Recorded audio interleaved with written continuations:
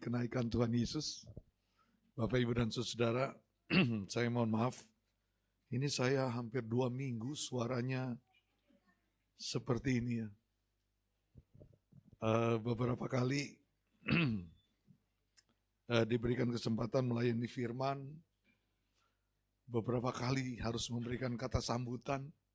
Suaranya seperti ini. Tapi saya memuji Tuhan masih bersuara. Seandainya tidak bersuara, begitu sulit. Ya, mari kita membuka firman Tuhan berkaitan dengan tema hari ini, kenaikan Kristus mendatangkan sukacita, dari Lukas pasal yang ke-24 ayat 50 sampai ayat 53. Kita baca bersama-sama. Lukas pasal 24 ayat 50 sampai ayat 53. Ya, jika kita sudah menemukan, sekali lagi, Lukas pasal 24, itu ayat ya, atau pasal yang terakhir, dan ayat-ayat yang terakhir itu ada 4 ayat di sini, yaitu dari ayat yang ke-50 sampai ayat yang ke-53. Judulnya Kenaikan Yesus. Kita baca bersama-sama. Lalu Yesus membawa mereka keluar kota sampai dekat Betani. Di situ ia mengangkat tangannya dan memberkati mereka. Dan ketika ia sedang memberkati mereka, ia berpisah dari mereka dan terangkat ke sorga. Mereka sujud menyembah kepadanya, lalu mereka pulang ke Yerusalem dengan sangat bersukacita. Mereka senantiasa berada di dalam bait Allah dan memuliakan Allah. Demikian firman Tuhan.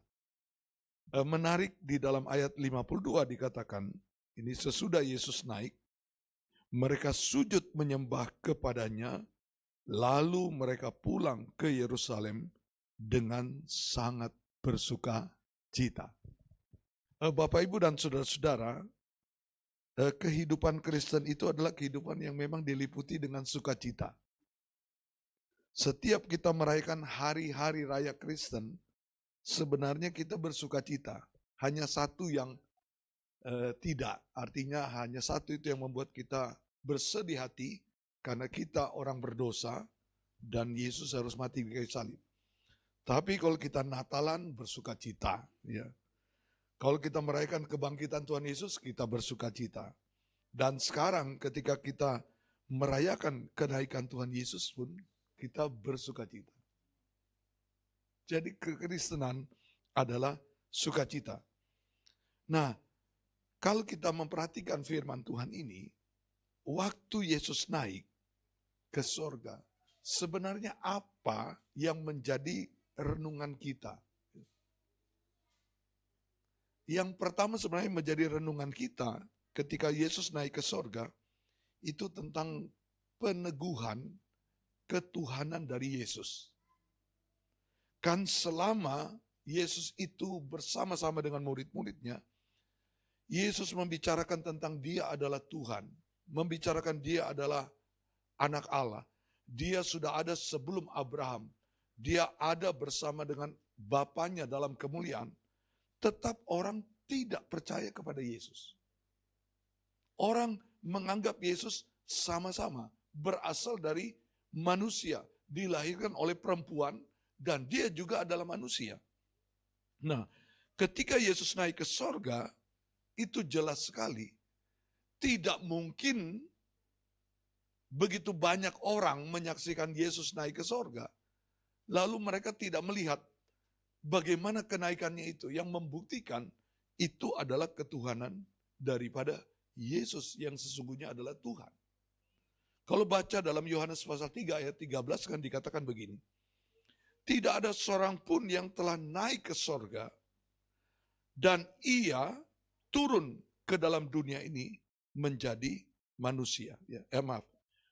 Sekali lagi, tidak ada seorang pun yang telah naik ke sorga selain daripada dia yang turun dari sorga, yaitu anak manusia. Jadi di sini penjelasannya, yang naik ke sorga itu adalah anak manusia yang turun dari sorga. Maka kenaikannya itu meneguhkan Yesus itu benar-benar adalah Tuhan. Kalau orang tidak percaya lagi, saya bingung. Jadi Yesus Tuhan. Yang kedua, waktu dia naik kan dia menjanjikan bahwa nanti dia naik, dia akan mengirimkan atau memberikan penolong yang lain, yaitu Roh Kudus. Yohanes 14 ayat 16 dan ayat 23 saya bacakan. Aku akan minta kepada Bapa, ia akan memberikan kepadamu seorang penolong yang lain, supaya ia menyertai kamu selama-lamanya. Ayat 23, jawab Yesus, jika seorang mengasihi aku, ia akan menuruti firman-Ku, dan Bapa-Ku akan mengasihi dia. Dan kami akan datang kepadanya, dan diam bersama-sama dengan dia. Jadi Yesus naik ke sorga, dia menjanjikan Roh Kudus, dan Roh Kudus itu turun. Ini kan kita merayakan hari kenaikan. Nanti hitungannya berapa? 50 hari itu Roh Kudus turun. Jadi Yesus itu waktu menjanjikan Roh Kudus turun, itu membuktikan itu adalah dia adalah dari Bapa. Dia adalah Tuhan yang kekal. Oleh karena itu kenaikan ini begitu penting. Kalau kita akhirnya merasa diteguhkan bahwa Yesus itu naik ke sorga dan dia adalah Tuhan yang sesungguhnya, maka kita tidak sia-sia percaya kepada Yesus. Yesus adalah Tuhan yang sesungguhnya. Yang kedua, kalau berbicara kenaikan Yesus, ini sebenarnya berbicara tentang kita itu diutus ya, ditugaskan untuk pengutusan. Jadi kita diutus. Yesus naik, lalu kemudian dia memberikan amanat agung. Nah, murid-murid itu waktu melihat Yesus bangkit, mereka itu mengalami hal yang sangat luar biasa. Jadi mereka pikir gini, loh, kalau Yesus bangkit, Yesus telah mengalahkan maut, tidak pernah ada orang yang bisa bangkit. Dan Yesus itu bangkit. Ini Yesus itu kuasanya luar biasa. Lalu mereka kan datang kepada Yesus, Kisah Rasul pasal 1 ayat 6. Tanya, Yesus maukah pada masa ini memulihkan kerajaan bagi Israel? Jadi karena mereka melihat kuasa Yesus dalam kebangkitan, maka mereka bilang ini cocok. Ini jadi pembebas kami. Bahwa harus kita mengalami pemulihan kerajaan bagi Israel. Apa jawab Yesus? Ternyata Yesus menjawab berbeda. Bahwa soal pemulihan itu bukan Yesus kerjakan sekarang. Tapi justru Yesus katakan, mulai dari sekarang engkau pergi menjadi saksi Yesus.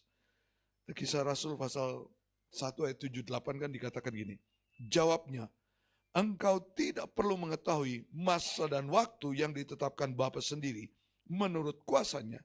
Tetapi kamu akan menerima kuasa kalau Roh Kudus turun ke atas kamu dan kamu akan menjadi saksiku di Yerusalem dan di seluruh Yudea dan Samaria dan sampai ke ujung-ujung bumi. Nah, Bapak, Ibu, dan saudara-saudara, ini namanya penugasan pengutusan atau bahasa umumnya penugasan apostolis ya. Apostolis itu begini. Ketika saya sudah menjadi murid Tuhan Yesus, Yesus itu tidak membuat kita hanya melekat kepada Yesus saja. Tapi sekarang Yesus sebagai murid mengutus kita untuk memuridkan orang lain. Itu namanya tugas apostolis.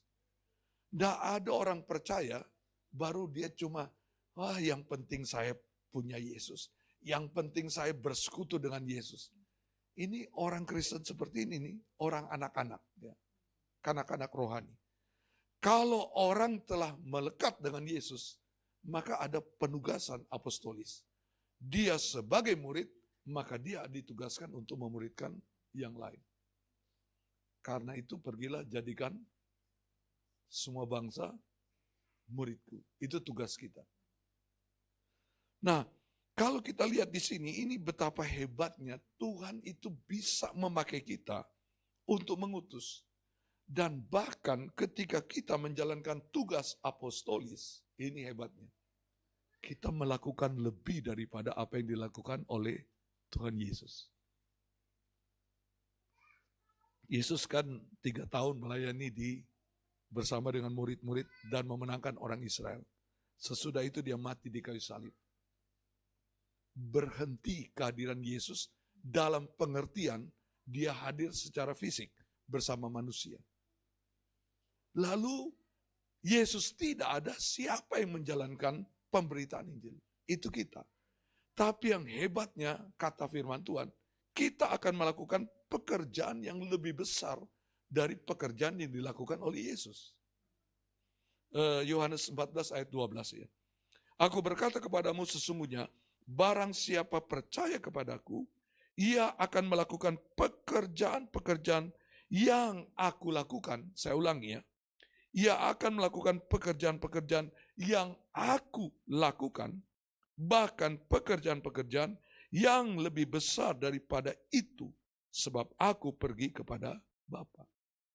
Kita melakukan pekerjaan seperti yang Yesus lakukan, bahkan Yesus tambahkan, pekerjaan yang kita lakukan lebih besar daripada apa yang pernah Yesus lakukan. Bukan kita lebih besar dari Tuhan Yesus, enggak. Tapi sekarang kalau kita bisa menginjili, itu lebih besar yang dilakukan dalam area yang dilakukan Yesus yang hanya di sekitar Palestina. Kita sampai ke ujung-ujung bumi. Saya diminta mempromosikan ada kegiatan tanggal 1 sampai tanggal 5 Juli. Itu akan ada konferensi doa dan penginjilan dilakukan di Papua, di Jayapura. Disebut konferensi doa dan penginjilan internasional. Saya membaca, saya lihat siapa-siapa yang berbicara di situ. Itu para hamba-hamba Tuhan yang saya lihat cukup terkenal di dunia ini. Mereka akan berbicara. Itu tanggal 1 sampai tanggal 5. Kita bisa mengikuti, nanti saya berikan kalau mau hadir. Itu bisa diberikan link Zoom-nya dan kita bisa mengikuti. Itu seluruh Indonesia, semua kota akan menyiarkan tentang konferensi ini.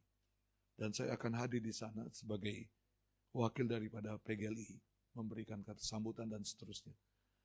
Lalu saya membaca, judulnya adalah Menyalakan Api dari Papua ke Bangsa-Bangsa. Saya pikir nih orang Papua mau buat apa ini?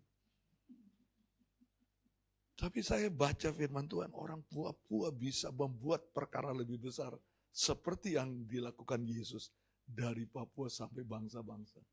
Dan itu promonya sudah ke bangsa-bangsa. Jadi sekarang bangsa-bangsa tahu tanggal 1 sampai tanggal 5 Juli akan terjadi satu peristiwa di Papua.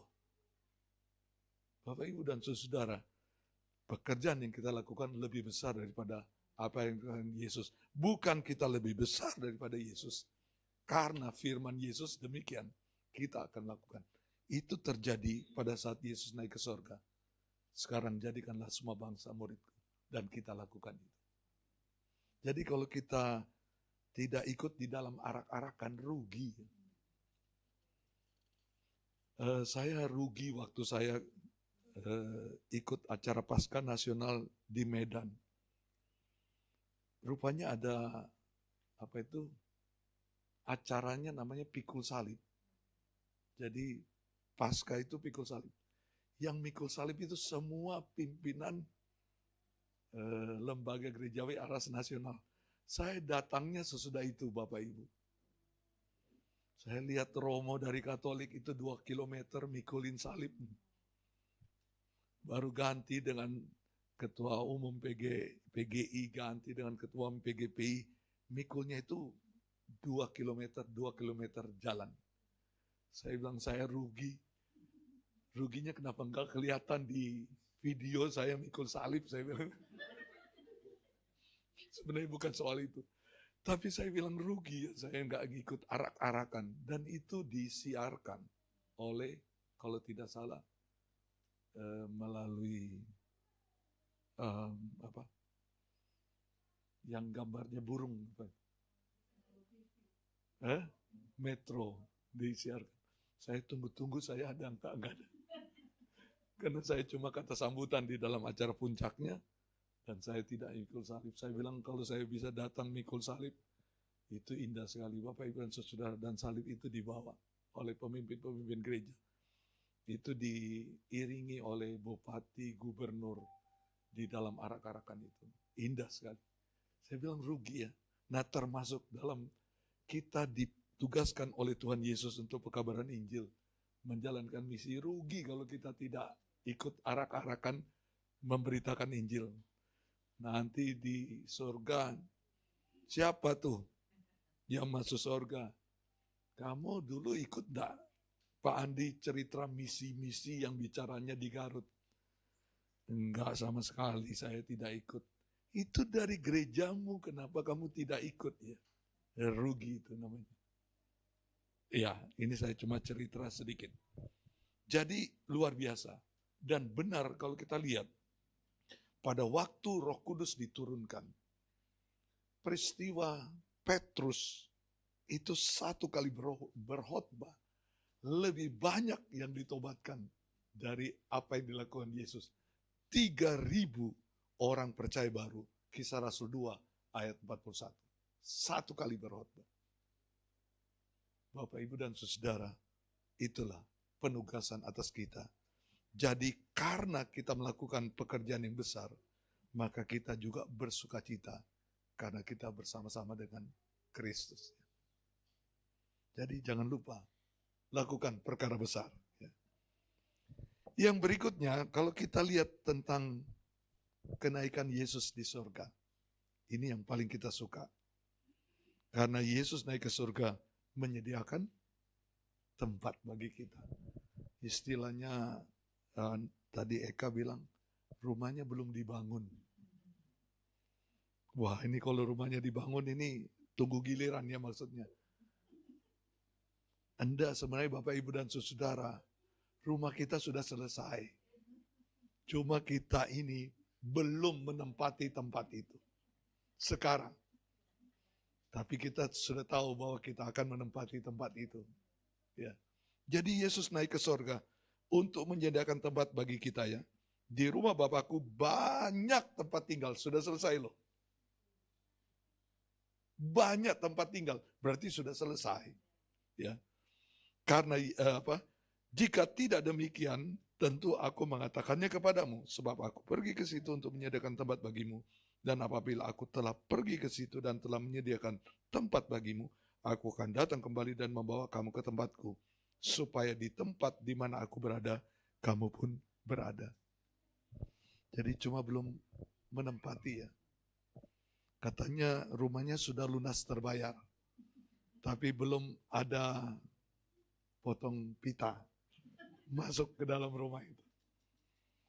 Rumahnya sudah selesai. Siapa di sini yang tidak yakin punya rumah di sana?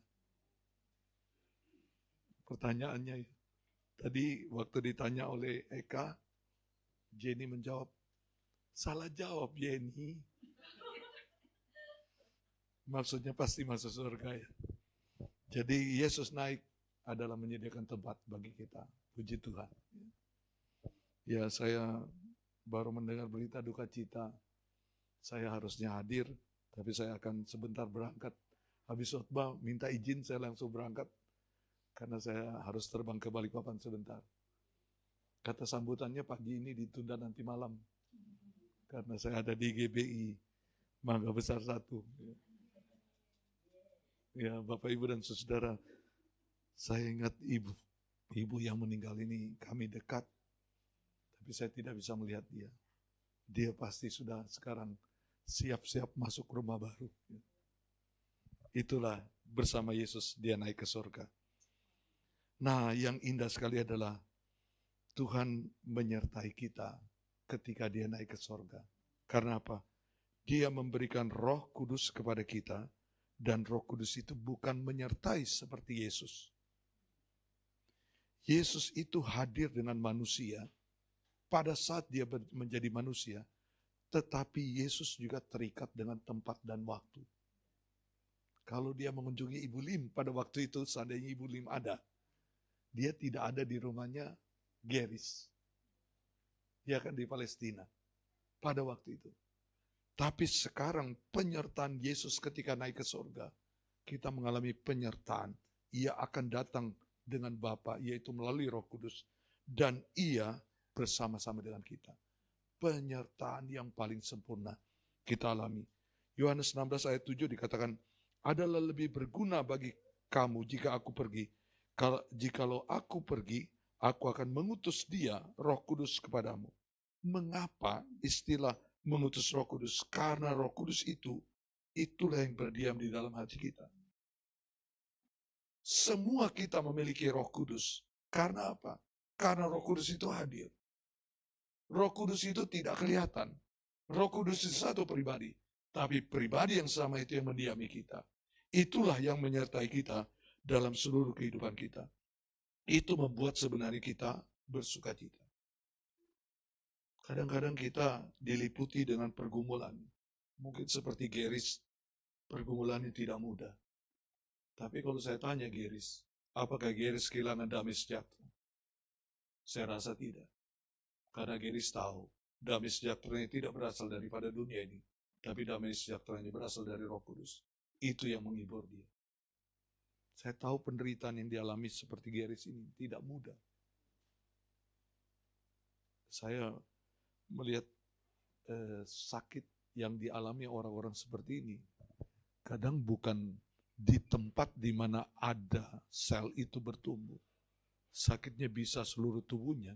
Itu adalah nyeri yang tidak pernah bisa tertahankan. Tapi puji Tuhan, dia tetap mengatakan dia mengalami damai sejahtera di dalam Tuhan Yesus. Itu karena Roh Kudus yang memberikan damai sejahtera kepada dia. Dan kita terus doakan Geris bertahan dengan Tuhan. Terus dengan Tuhan, itu kekuatan dia. Karena dia lepas dari Tuhan, dia tidak mampu menghadapi penderitaan. Hanya dengan Tuhan Yesus, dia mampu untuk mengalami penderitaan. Geris jangan sia-siakan hidup. Terus bergantung kepada Tuhan. Karena Tuhan yang akan melihat Geris itu di dalam kemuliaan. Kalau dia naik ke sorga, dia menjadi pembela kita. Roma 8 ayat 34 dikatakan, Kristus Yesus telah mati, bahkan lebih lagi telah bangkit dan juga duduk di sebelah kanan Allah yang malah menjadi pembela bagi kita. Bapak, Ibu, dan saudara, seperti pergumulan dari Martin Luther, ini orang yang mau hidup kudus ya, Martin Luther. Sebelum dia membela menjadi kembali kepada Alkitab, kembali kepada iman dan seterusnya. Martin Luther itu bergumul dengan kehidupan dosa. Itu mengerikan, selalu dia takut dengan berbuat dosa, takut dengan hukuman dosa. Itu kehidupan ketakutan daripada Martin Luther. Tapi ketika lama-lama dia paham bagaimana hidupnya dengan Yesus, dia tahu pembelanya adalah Yesus. Iblis boleh menuduh dosa kepada dia, tapi dia mempunyai pembela, Yesus yang telah mati di kayu salib, yang memberi penebusan, itu sudah menghapus dosanya dia. Maka dia percaya hanya iman kepada Yesus, itulah yang utama dalam kehidupan manusia. Banyak orang bergumul dengan dosa. Banyak orang bergumul dengan perbuatannya yang lama dan gelap. Tapi ada pembela bagi dia. Karena Yesus itu adalah pembela dia.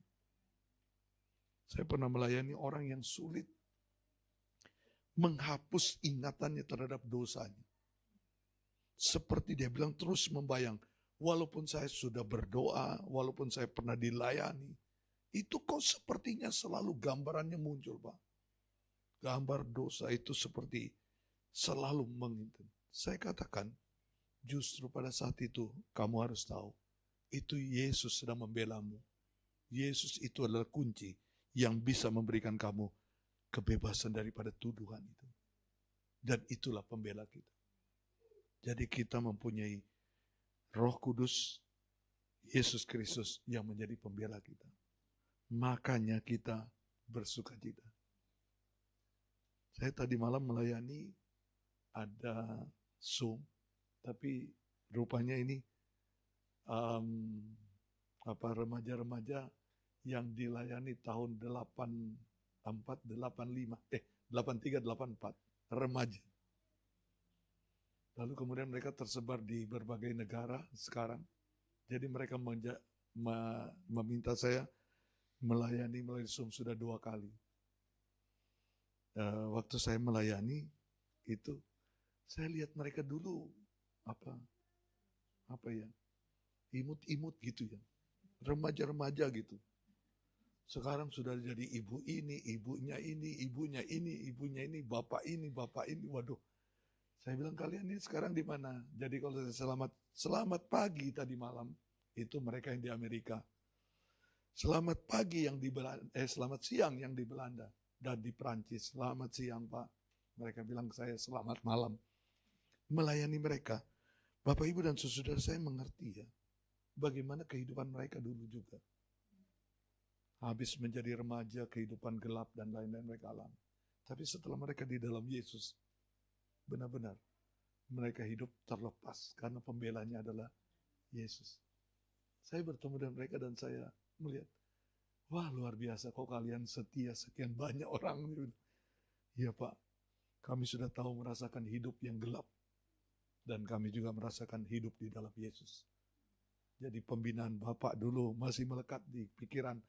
Waktu mulai di Amerika, belok sana, belok sini. Kembali juga Pak.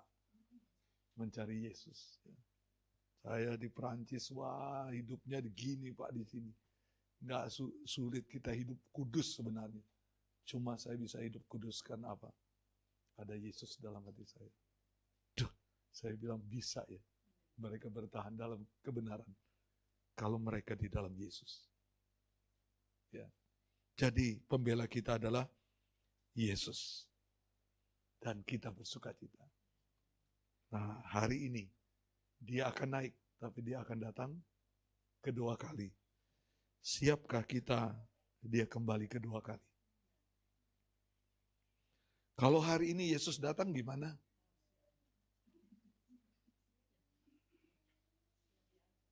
Siap ya? Ada yang tidak siap hari ini Yesus datang. Pak, saya masih ada pekerjaan besok belum selesai. Nggak ada kerjaan kalau Yesus datang nih. Oh, cicilannya saudara. Waktu Yesus datang selesai. Wah, puji Tuhan, sukacita. Jangan bersukacita karena Anda bayar hutang ya. Tidak boleh. Bersukacita karena kita di dalam Yesus. Kalau ada hutang tetap bayar. Jadi pas Yesus mau datang kita tahu, oh kita sudah dengar Yesus mau datang, cepat bayar hutangnya. Karena orang yang terima hutang itu dia bilang, loh kok kamu tahu kok bayar hutang? Iya Yesus sudah mau datang itu saya dengar. Kamu cepat bertobatlah gitu ya. Ya. Jadi bukan itu maksud saya. Hutang dan lain-lain tetap tanggung jawab kita. Tapi kalau Yesus datang ya nggak ada lagi soal hutang. Ya. Apakah karena hutang tidak bayar kita bersukacita? Saya rasa bukan itu. Yesus datang untuk kedua kalinya. Mari kita merayakan dengan sukacita hari kenaikan ini. Tuhan Yesus memberkati kita semua ya. Amin. Mari saya mau berdoa untuk